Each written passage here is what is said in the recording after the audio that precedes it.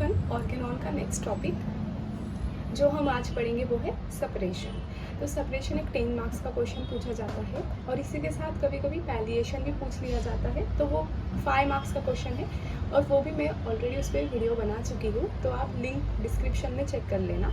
तो चलिए देखते हैं ये क्या है सेपरेशन। तो सेपरेशन एक लैटिन वर्ड से ड्राइव किया है, जिसका जो लैटिन वर्ड जो है ना, जिसका मीनिंग है टू प्रेस डाउन फोर्सफुली। तो सुप्रीमिया एक लैटिन वर्ड है जिसका मीनिंग क्या है, टू प्रेस डाउन फोर्सफुली। अब इसमें क्या होता है कि separation is the process of forcefully removing the present disease manifestation by means of other than fix principle at cost of a new disease. तो जहाँ पे हम एलोपैथी का यूज़ करते हैं तो वहाँ क्या होता है, कोई फिक्स प्रिंसिपल नहीं होता है। उसकी वजह से क्या होगा, अभी के जो हमारे मैनिफेस्टेशन सिम्टम्स थे वो चले जाएंगे, मगर अब आगे चल के वो लीस्ट इंपॉर्टेंट ऑर्गन से कहाँ जाएंगे, मोस्ट इंपॉर्टेंट ऑर्गन को वो अफेक्ट करेंगे। और ये हेरिंग सर के लॉ के हिसाब से रिवर्स ऑर्डर में है, तो वो हमारी हेल्थ के लिए बहुत हार्मफुल भी होगा। अब एग्जांपल की बात करें तो देखिए, स्किन इरप्शन जो लोशन से या एलोपैथी के यूज़ से जो दबा देते हैं वो आगे चल के अस्थमा हो सकता है, और फाउल फुट स्वेट का आगे चल के जो कन्वर्जन है वो न्यूरालजिक हेडेक में हो सकता है। अभी इंपॉर्टेंस ऑफ सप्रेशन की बात करें तो यहाँ पे क्या होगा कि सप्रेस करके हम क्या करते हैं, डिसीज़ को दूसरे पार्ट, बॉडी के दूसरे पार्ट की तरफ डाइवर्ट कर देते हैं। और हमारा होम्योपैथी किस चीज़ पे बिलीव करता है, psychosomatic cause of disease. Suppression of emotion is responsible for all sort of elements like psychotic, psychoneurotic and psychosomatic problems of today. By identifying the emotional side of totality and nature of separation, the homeopathic physician can select a simillimum। तो जहाँ पे हम सिमिलिमम्स choose करते हैं ना या select करते हैं, वहाँ हमें टोटलिटी देखना ज़रूरी है और नेचर कैसा है सेपरेशन का ये भी देखना ज़रूरी है।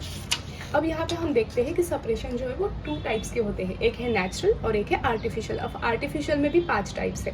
पहला है कि एक्सटर्नल एप्लीकेशन की वजह से हो रहा है, दूसरा है कोई इंटरनल ट्रीटमेंट ले ली हमने हार्मफुल, तीसरा है कि नेचुरल जो सिक्रीशन होता है बॉडी का उसको अगर हमने सप्रेस कर दिया हो तो, या कोई ऑर्गन रिमूव कर दिया, सर्जिकल रिमूवल ऑफ ऑर्गन्स, और लास्ट है 5th है डिफरेंट माइजमेटिक स्टेट को अगर हमने सप्रेस कर दिया। अब पहला देखें तो it is a type of suppression caused by natural external factors that suppresses normal function of vital force and body.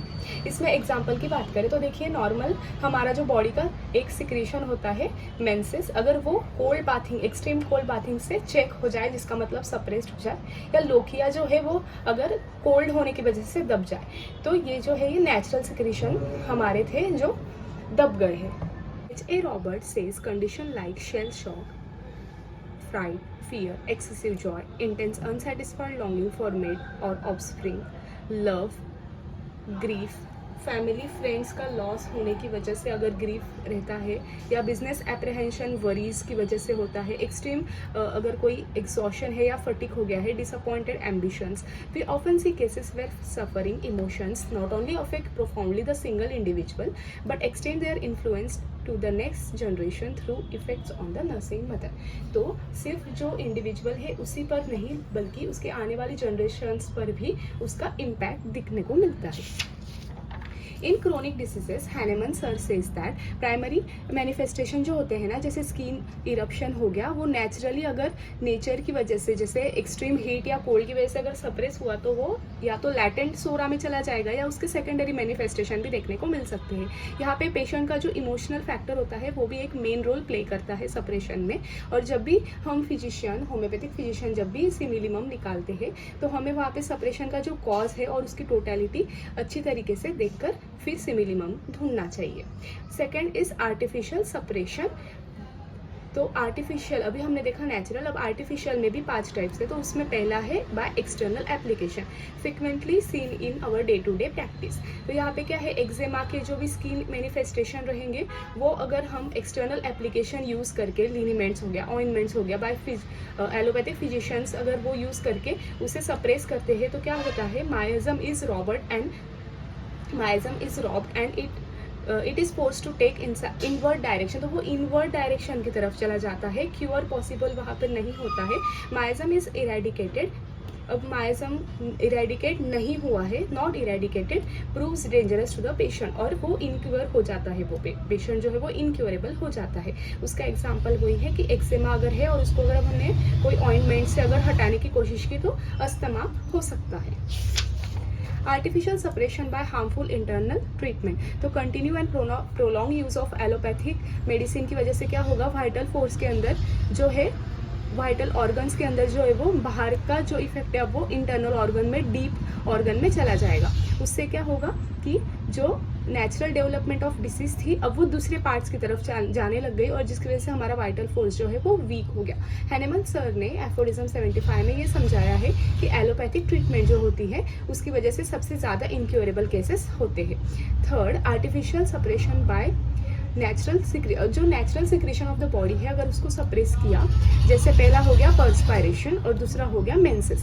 तो पर्सपायरेशन और मेंसेस नेचुरल सिक्रेशन होते हैं, इनको अगर हमने सप्रेस करने की कोशिश की तो क्या होगा, देखिए, the metabolic end product are secreted through proper channel in the body like perspiration and skin. तो नॉर्मली पर्सपायरेशन अपना स्किन के थ्रू निकलता है, और अगर वहाँ पे हम आर्टिफिशियल मेथड यूज करते हैं तो क्या होगा, वो जो है बॉडी उसको ना नॉर्मल जो चैनल्स होते हैं उससे निकालना चाहती है, लेकिन हमने अगर उसे बंद कर दिया तो वो दूसरे जो अदर पॉसिबल चैनल है वहाँ से उसको निकालेगी। इससे होगा क्या कि हमारी जो हार्मोनी थी ना ऑर्गेनिज्म के अंदर वो चेंज हो जाएगी, और उसी वजह से वहाँ पे कॉन्स्टिट्यूशनल जो है डिफेक्ट्स आपको देखने को मिलेंगे। नेक्स्ट है fourth, artificial separation by surgical removal of disturbing organs. तो सर्जिकल रिमूवल करना भी एक उसकी वजह से होगा आर्टिफिशियल सपरेशन।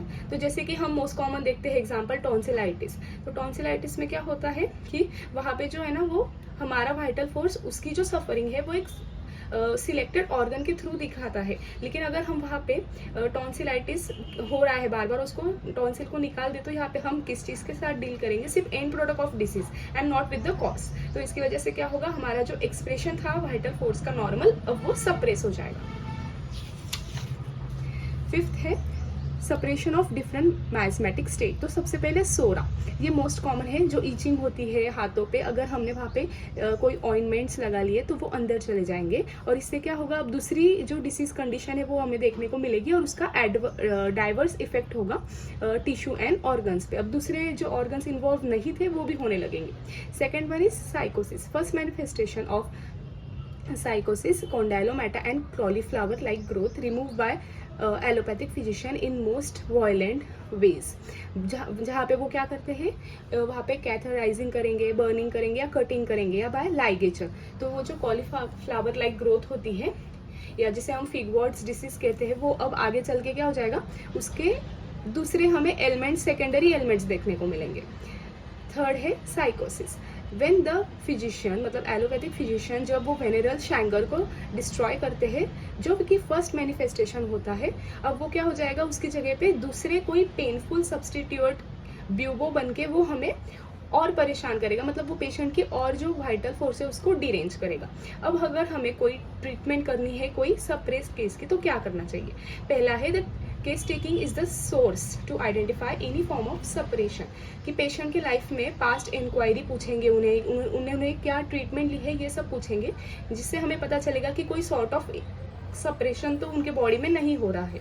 दूसरी चीज़ है कि हमारी जो फिजिशियन के पास जो प्रॉपर नॉलेज होता है पैथो, फिजियो और अलाइड सब्जेक्ट्स का, जहाँ से वो देखकर बता सकते हैं कि ये केस क्यूरेबल है या नहीं। अभी क्यूरेबल केसेस हम कैसे ट्रीट करेंगे, तो वो सिमिलिमम के अलावा हो ही नहीं सकती, ट्रीट ही नहीं हो पाती है। तो उसके बाद अगर हमें पुराने सिम्टम्स देखने को मिल रहे हैं फॉलोअप के दौरान, तो वो एक अच्छी साइन है। और जब केंट सर बोलते हैं कि जब होम्योपैथिक एग्रेवेशन आता है तब वहाँ पे कोई भी मेडिसिन हमें प्रेस्क्राइब नहीं करनी है। After the end of aggravation even the symptom persist. अगर फिर भी एग्रेवेशन के बाद में फिर भी अगर सिम्टम्स रह जाते हैं, तो ऐसी कंडीशन में हम क्या करेंगे, अगर वो सिम्टम स्टिल सेम रेमेडी को ही इंडिकेट कर रहा है तो उसको रिपीट करेंगे, लेकिन हायर पोटेंसी में, डिफरेंट पोटेंसी में। और अगर नए सिम्टम्स देखने को मिल रहे हैं तो वहाँ पे हम न्यू केस टेकिंग करेंगे, और ये प्रोसीजर तब तक कंटिन्यू रखेंगे जब तक पेशेंट पूरी तरह से क्योर नहीं होता। Thank you.